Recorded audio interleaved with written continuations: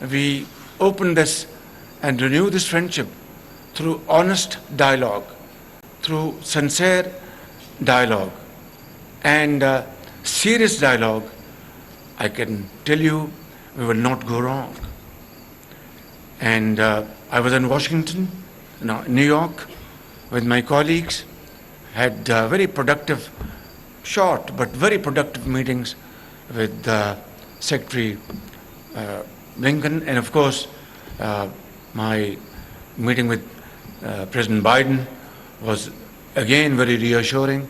I thank them, want to thank again for the support, for the program which you have offered to flood affected people, $53 billion, and now add on to it $10 million announced by Secretary Blinken, meeting our young and enterprising Foreign Minister Bilawal Bhutto. We are very thankful to you. But then I have to say and make a couple of comments. One, that this disaster, Ambassador, is not of our making. We are a developing country, and you mentioned that United States contributed $32 billion to Pakistan in the past, which is correct. And I tell you honestly, without any fear of contradiction, that had we used these $32 billion in the right direction, properly, well planned, and properly supervised, we would have broken our begging bowl, honestly. But then there's no point in crying over the spilt milk. Let's move forward. We want to stand on our own feet through dint of hard work. We will burn our midnight oil. We will work untiringly. And this nation, Pakistani nation, is a very strong nation. People are very courageous, very brave, very hardworking. Our population is a mix of 50% male and 50% female. They are no more coffee-going folks. They are now very educated, very hardworking. They are bankers, they are scientists, they are teachers, and they are politicians. 2 politicians, 3, 4, 5 sitting in front of me. This is Pakistan, Islamic Republic of Pakistan, where there's complete freedom of action, and I think their contribution is not only valuable but extremely, extremely helpful. So what I'm saying is, Ambassador, United States is our biggest trading partner. You have been extremely kind, and your teams have come to Pakistan.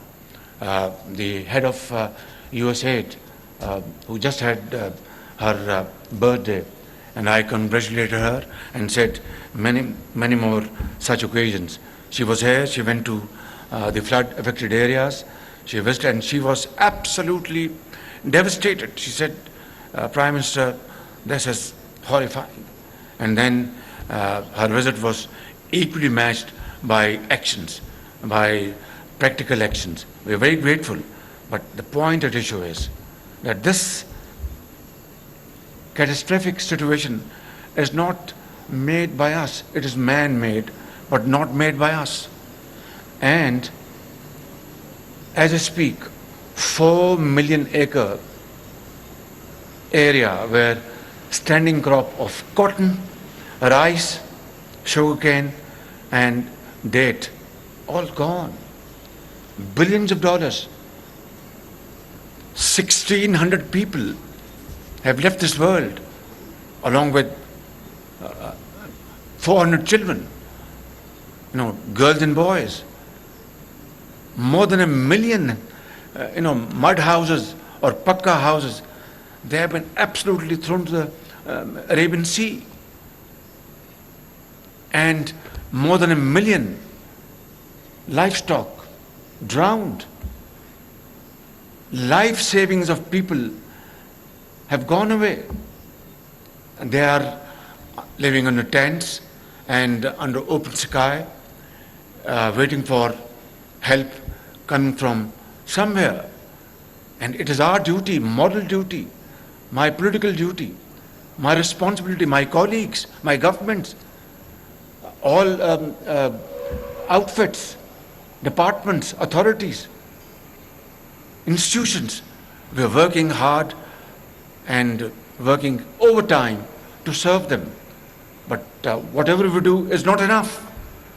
The yawning gap between demand and between requirement and supply is widening by the hour.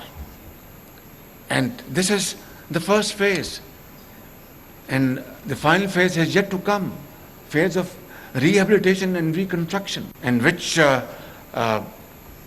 Rahman Sahiba always keeps on telling me it has to be, Prime Minister, resilient infrastructure, it has to be adaptive. And of course she's right. And that costs money. There's no free lunch.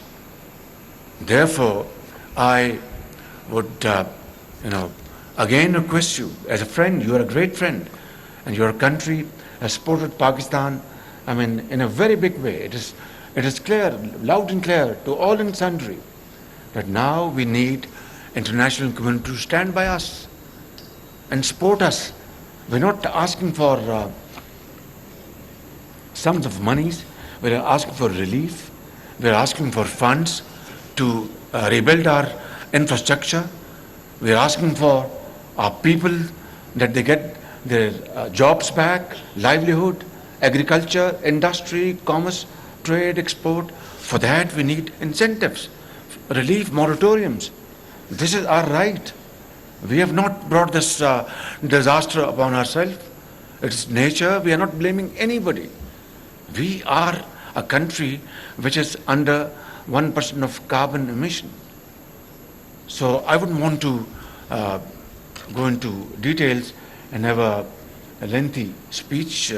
Obviously, I think soft drinks are waiting for them. Soft drinks, I mean. And of course,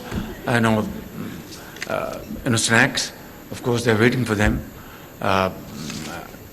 What I'm saying is that we want to build we want to go back to those wonderful times with the United States of America, where our relations were not beholden to others.